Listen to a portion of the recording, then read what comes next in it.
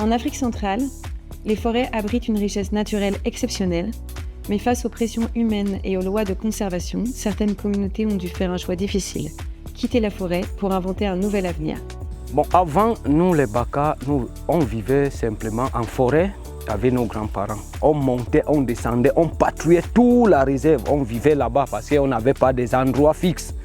Après, tous les Baka qui vivaient au fond de la forêt devaient sortir parce que le gouvernement veut prendre la forêt de la boucle comme réserve de la faune.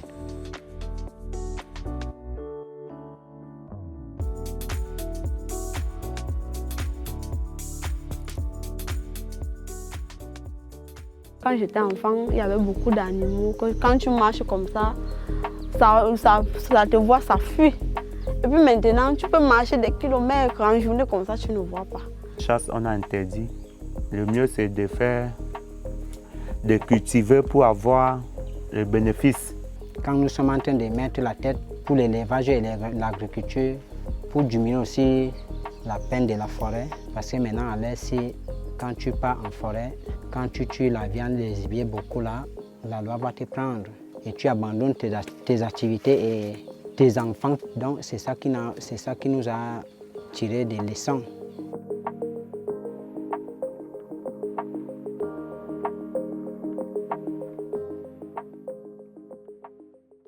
On a commencé le temps-ci avec mesures d'accompagnement, mais c'était tombé par manque de gérance. On ne connaissait pas comment on peut gérer pour qu'à la longue, ça ne doit plus encore faire comme ça fait dernièrement.